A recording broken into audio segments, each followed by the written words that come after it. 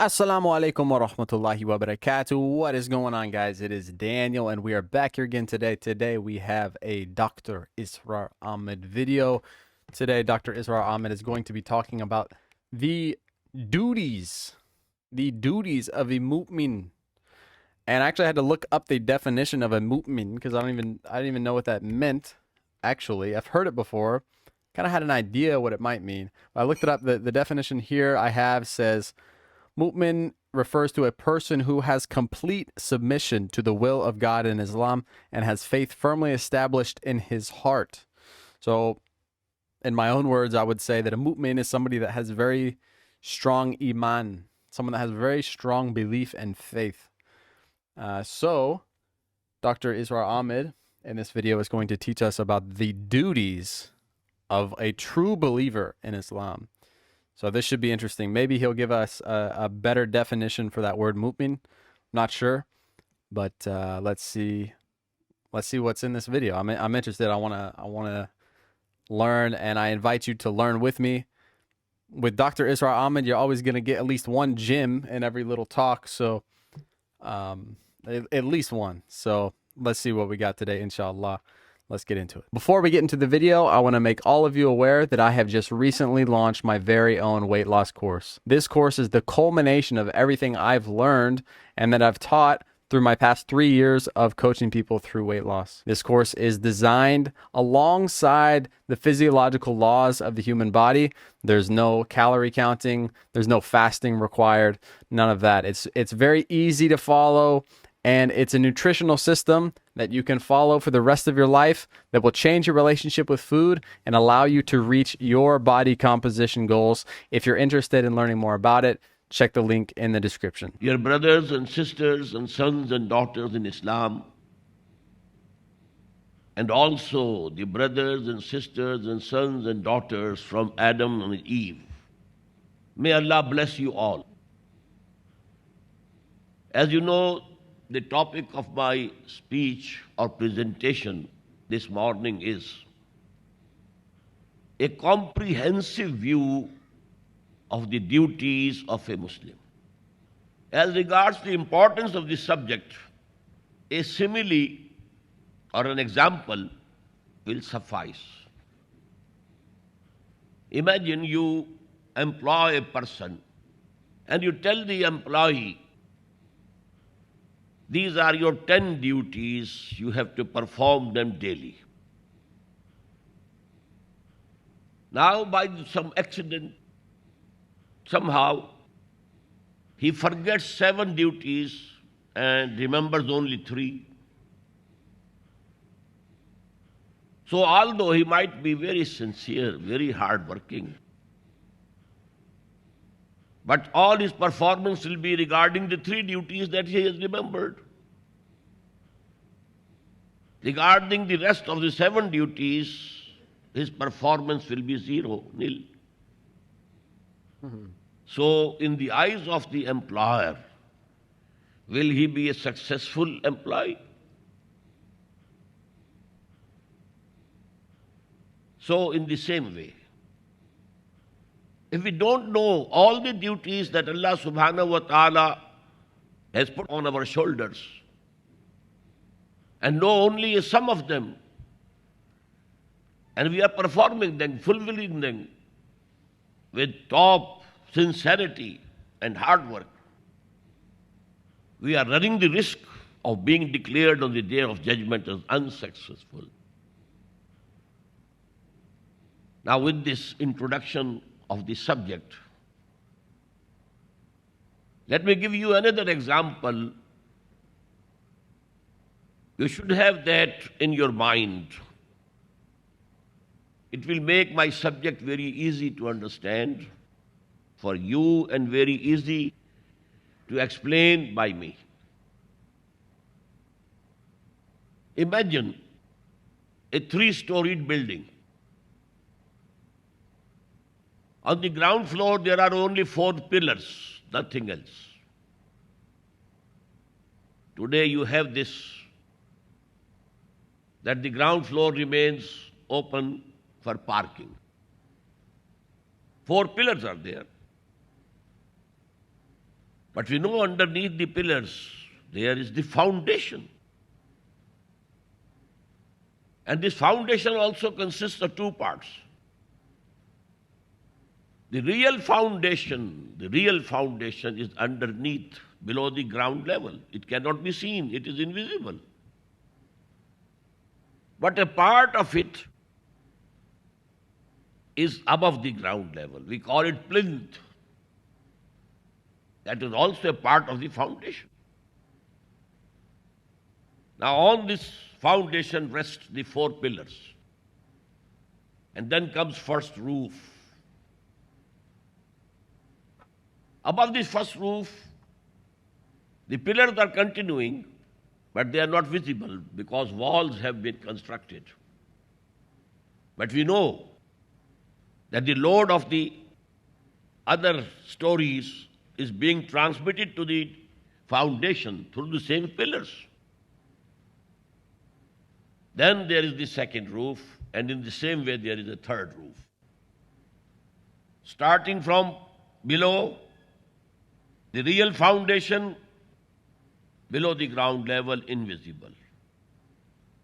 Then the plinth, that is visible, part of the foundation. Then the four pillars, then the first roof, then the second roof, then the third roof. Now, who is a Muslim? Legally, a Muslim is one who testifies that there is no God except Allah. He is alone. Wahdahu la sharika lahu. There is none partner with him or equal to him. And then he accepts four pillars, four modes of worship. As-salah, az-zakah, as-sawm, al-hajj. He is a Muslim. I thought there was 5. Right? Ramadan, prayer, Hajj, Zakah. What am I forgetting? Ramadan, Zakah, prayer, Hajj. What am I forgetting?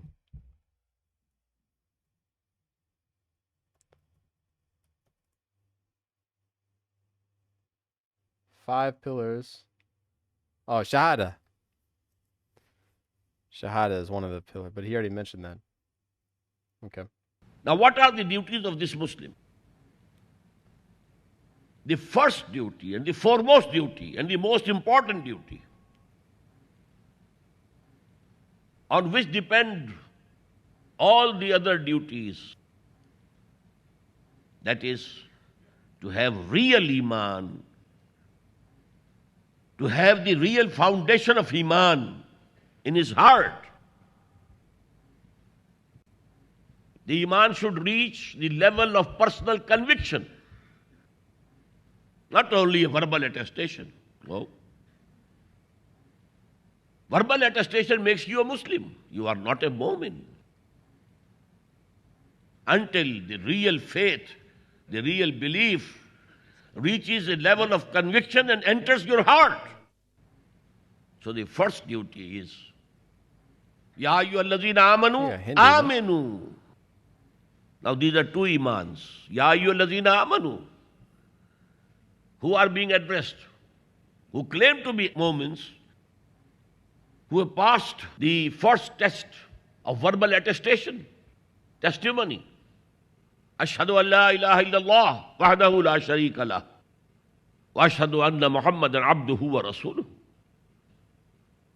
But verbal testimony is something else, and real conviction is something else. There is a world of difference between the two. Unless you have that real faith, the burning faith, the living faith, reaching the level of personal conviction, you can't build the upper structure of the building. You need a very firm foundation underneath. And just as the foundation is not visible, this real faith, this burning faith, this living faith, The faith to the level of conviction is invisible. Only the part of it, verbal attestation, is visible. Now, how to get that Iman? It's a practical question. There are three ways of getting real faith. Number one, very easy. Keep the company of those who have real faith, who have conviction. Iman will flow from their hearts to yours. Just as Good advice, actually. if you are sitting in front of a furnace, heat will reach you. I noticed this early on in my Muslim journey, that when I would hang out with friends that had high Iman, I would spend time with them and I would leave. And then I'd realize, I feel like my Iman is so high right now. Like they just increased my Iman. So I think what he's saying here is true and good advice. It's a good thing to remember, huh? Like really, who you spend time with, it matters. Who you spend time with really matters. Picking your friends. Not to say that you can't have non-Muslim friends or spend time with non-Muslims. But you got to keep your Iman. You got to take care of your Iman. And part of a good way to take care of your Iman is to spend time with people who have high Iman. Without any effort on your part. It's the natural phenomenon. So in Surah Tawbah, Allah says, Ya ayyuhallazina amanu kunu ma'as sadiqeen. Keep the ma'iyyat, keep the company of those who are true Mumins. This way, that true Iman will flow as a natural phenomenon from their hearts to your hearts. But this Iman will have no intellectual dimension, no understanding. You are getting the heat, but you don't know how it is coming. Only a scientist knows it. So without understanding Iman, you will have blind faith, you may call it. And I am not using this word to degrade that blind faith. Blind faith is very powerful. People are ready to lay down their lives on the basis of blind faith. The second method of getting this Iman is practicing of Islam. Establish the 5 prayers daily. Paying the obligatory charity, the zakah, regularly. And adding to it additional sadaqat, additional charity. And then observing fasting during the month of Ramadan. And then performing Hajj, if he is capable of doing it. This practice on this Islam, this is Islam. So practice of Islam will also result in an Iman in the heart. But to have a faith with an intellectual dimension, a faith with understanding, the only source is Quran. Read it, understand it. And understand it directly, not through the interpretation of a translator or the help of some mufassir. Directly. Learn Arabic language. And let the Quran go to your heart without any hindrance. That's good to hear. Or it's refreshing to hear, I guess. Because I don't hear that very often. I have heard it before. But like myself being a revert, of course, Arabic is not my first language or even my second language. I don't know Arabic, right? Very, very little. And I have had a few people so far in my journey really encourage me. You really need to learn Arabic so you can understand the Quran. But it seems like most of the time people are just like, oh yeah, here's a translation. just read that as good. But here, Israr Ahmed, he's saying you really need to understand it directly. He's putting major emphasis on that. And not even through a tafsir. He's saying, not even through a tafsir. You should understand the words as you read them. Learn Arabic. Wow, that's like quite a strong position to take. But I respect it. I think, of course, it's good. It's good, of course, to do that. I would disagree with anyone that says otherwise. I mean, yeah, of course, you should If learn. you are reading Quran, then you are looking to the translation, and then you know there is some number one, there is an explanation at number one, then you go there. Well, this is interrupted process. And secondly, when you are reading a translation, you have a second-hand knowledge of Quran. It's not your first-hand knowledge. This translation can give you some contents of those ayat which you have recited with translation. But it cannot inspire you. Inspiration comes only when Quran comes and descends. According to Allama Iqbal saying, तेरे ज़मीर पे जब तक न हो नुज़ूल किताब, it should directly descend on your heart. तेरे ज़मीर पे जब तक न हो नुज़ूल किताब, गिरह कुशा है न राज़ी न Sahib कशाफ. Neither the tafsir kabir of Imam Razi will be helpful to you, nor the great tafsir of Imam Zamakhshari, the Kashaf, that will be helpful to you. No. Read Quran directly and dive deep into the meanings of Quran, not a superficial study. Okay, there we go. Short little video. So what did he say? He said spend time with people that have this. These are ways to increase your iman. Spend time with people that have high iman. Do your Islamic obligatories, right? Your 4 pillars, along, of course, with Shahada, and learn Arabic so that you can understand the Quran directly as you read it, and you don't have to rely upon a translation or a tafsir or anything else. And he even went so far as to say that inspiration from the Quran can only come that way, which I can't say I agree or even disagree with that, because I don't know Arabic and I can't understand the Quran as I read it. So, but I will say, like, when I read the English translation of the Quran, it's like I feel inspired. But maybe I do feel inspired, but I've been told before that it's another level when you can understand the Arabic and you can read it directly and understand it directly.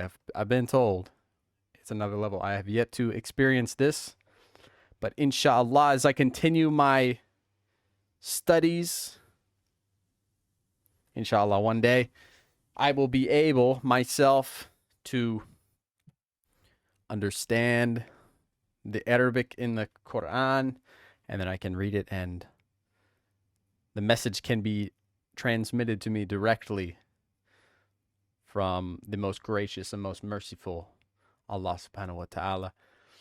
That's it for today, brothers and sisters. May Allah bless you generously for watching this video with me, and hopefully you learned something new. This is super basic, but this is a series. We can continue this series, inshallah. If you'd like me to continue this series, please let me know down in the comments. Please like the video and subscribe as well. And inshallah, we will see you all in the next one. Assalamu alaikum wa rahmatullahi wa barakatuh.